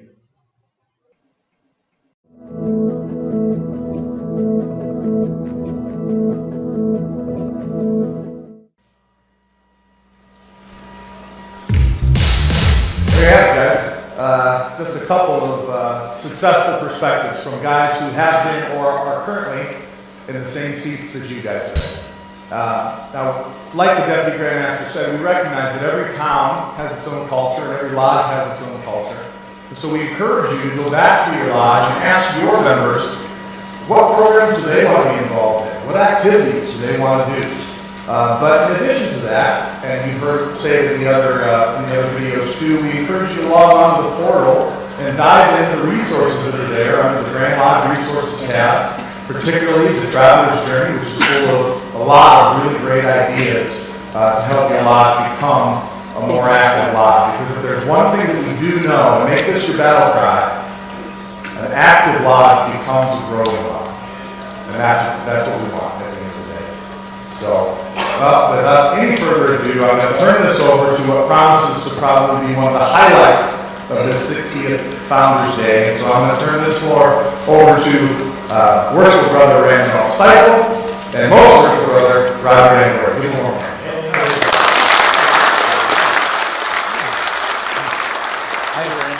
I apparently owe John lunch after that. Well, this is the highlight. This is big.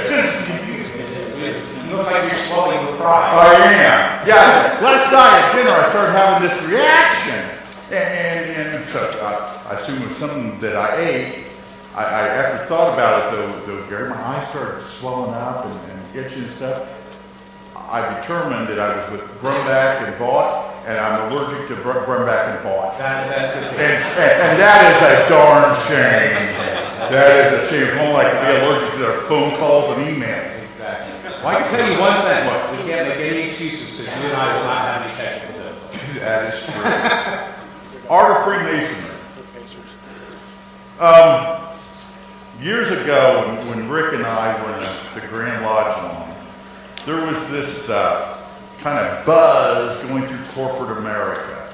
At that point in time, corporate America felt that they were lost. A lot of companies had become diversified, and they felt that they had lost their way. And so this buzz idea of mission statements came into vogue. And the purpose of a mission statement was that it was to ground you and to ground your company into what its purpose was. To bring the company back to its roots and find its way. Well, as with many things, society's influence on Freemasonry, the idea of mission statements caught up in Freemasonry.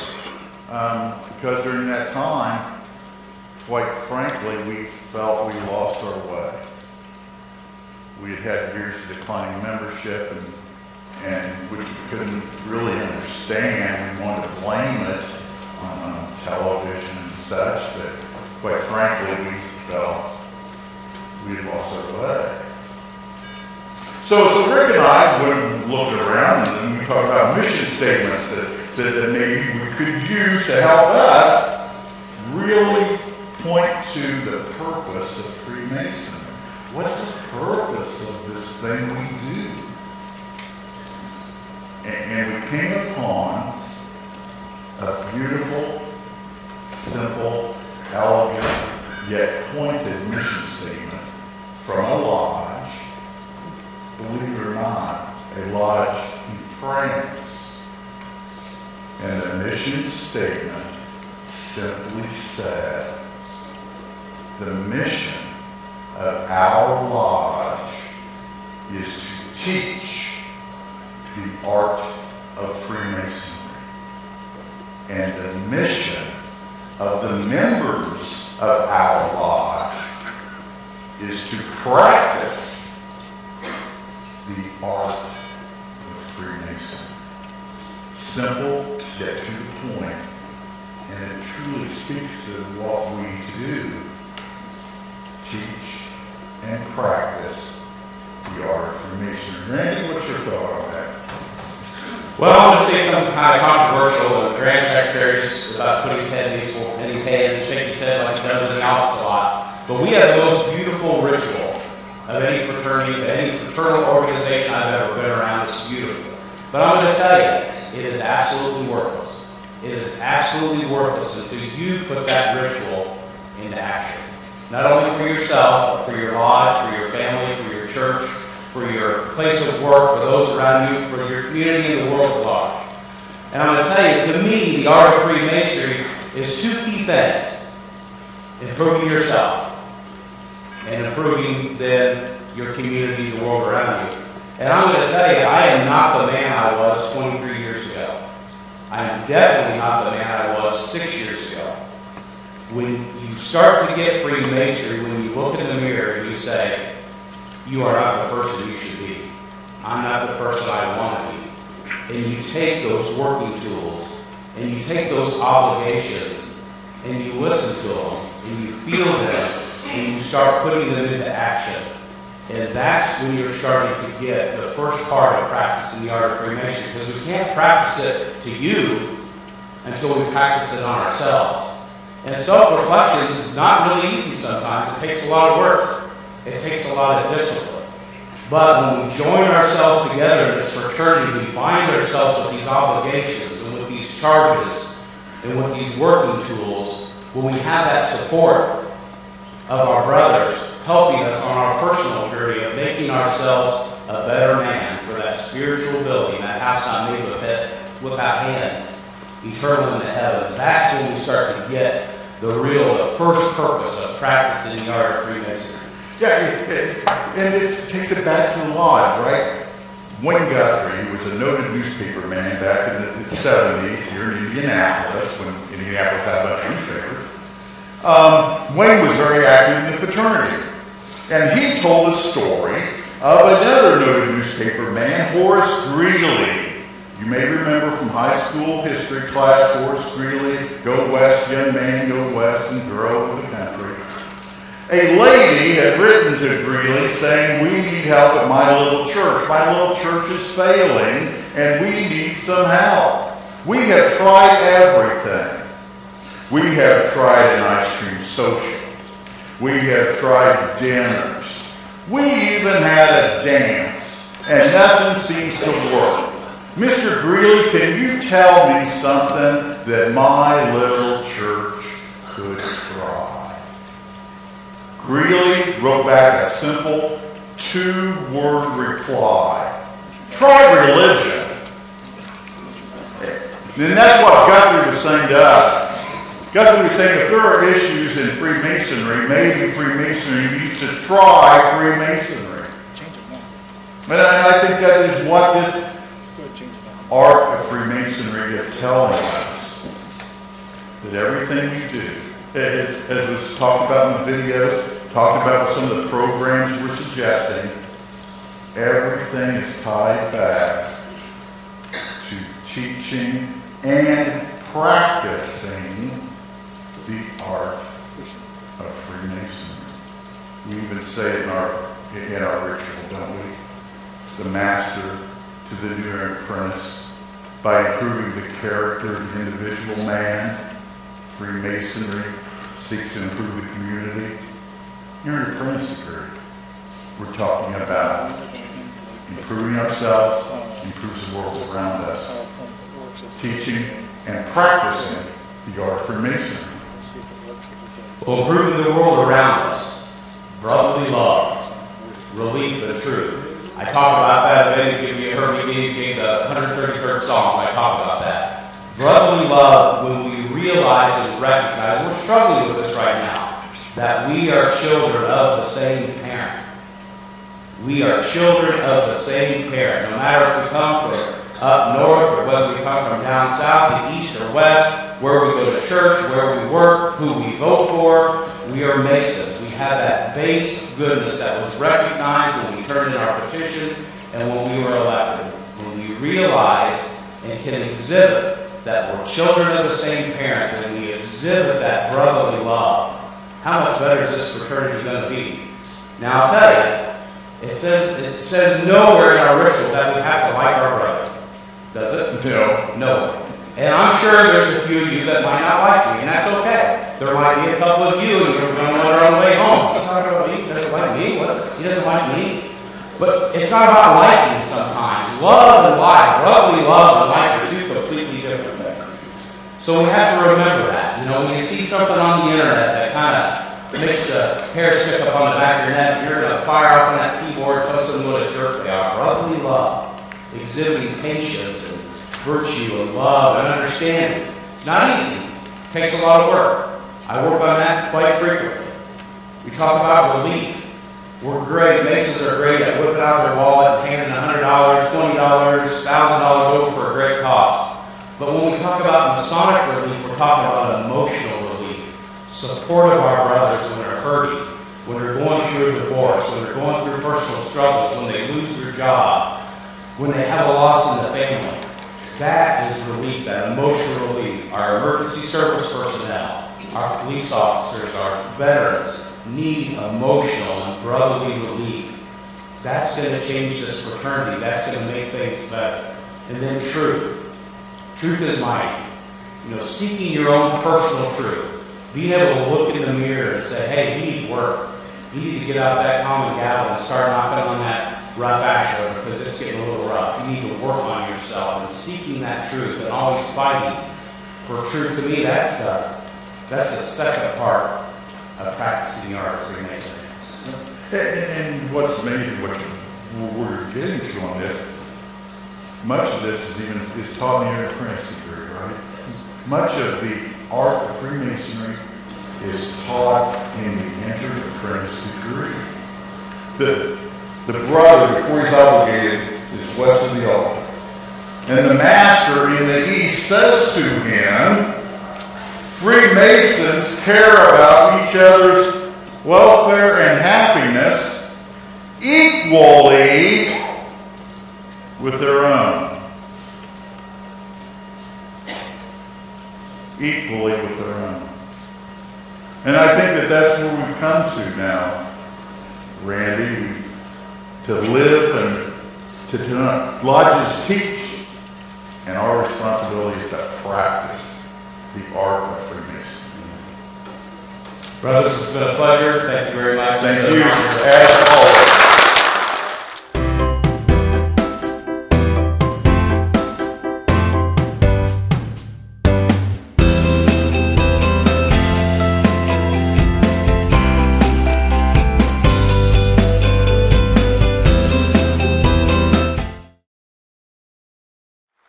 Thank you, Roger. Thank you, Randy. As we sit here, we kind of reflect about what we've seen today, what we've heard today.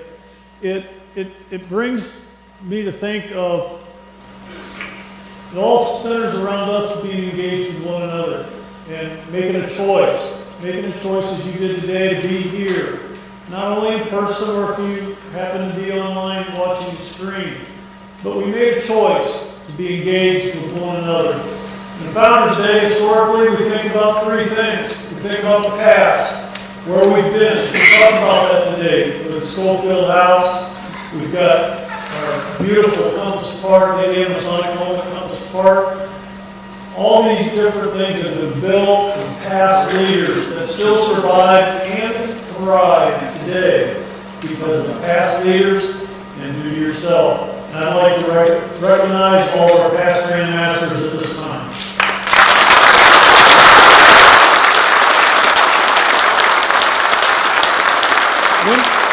When we build on the past, we talk about the present. And the present is what we're doing here today, practicing the art of Freemasonry. We're spending time with one another, and we're led by our current Grand Lodge leadership line, but all of our committee members. Will all of our education, membership, ritual, PR marketing, and technology and communications members, will you all stand up along with the Grand Lodge office? I thank you all.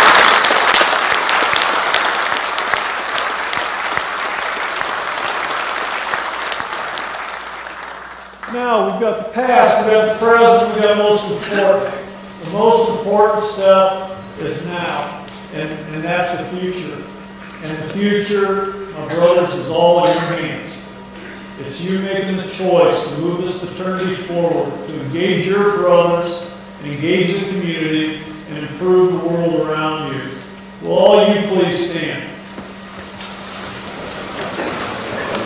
I applaud you.